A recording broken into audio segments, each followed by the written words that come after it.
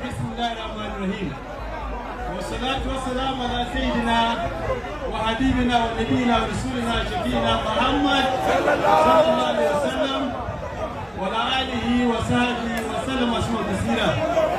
جماعة السلام عليكم ورحمة الله وبركاته. جماعة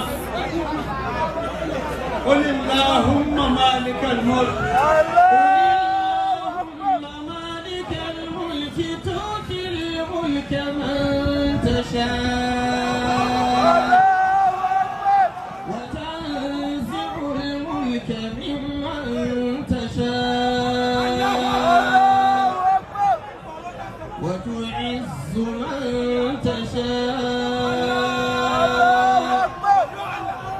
وتذل من تشاء بيدك الخير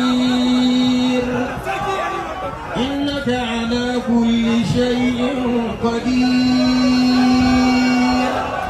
وما أحسن قولا ممن دعا إلى الله ومن أحسن قولا ممن دعا إلى الله وعمل صالحا وقال إنني من المسلمين. ولينصرن الله من ينصره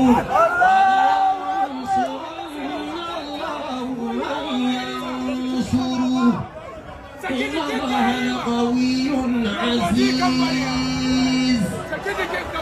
الذين إن مكناهم في الأرض أقاموا الصلاة وآتوا الزكاة وأمروا بالمعروف ونهوا عن المنكر ولله عاقبة الأمور.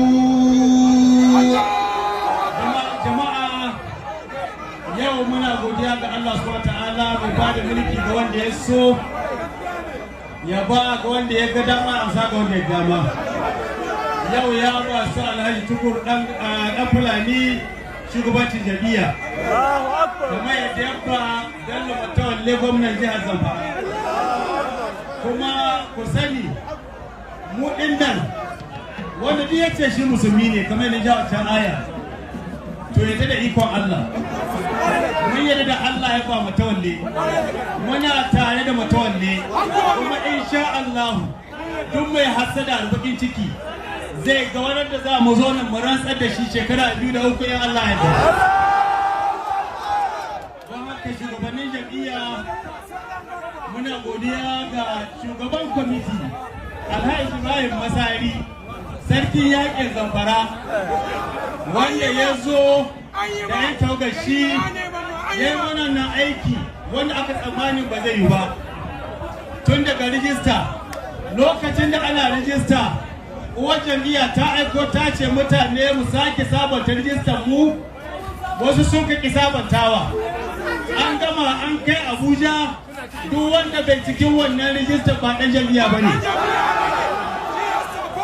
Don haka muna kira ga duk wanda bai rijista ba ya zo ya rijista, kuma ya hankuri ya ba hasada ya goyi bayan gwamnan Matawalle domin a kawo zaman lahiya da tsaro da ci gaba a jihar Zamfara. Wassalamu alaikum wa rahmatullahi wa barakatuh.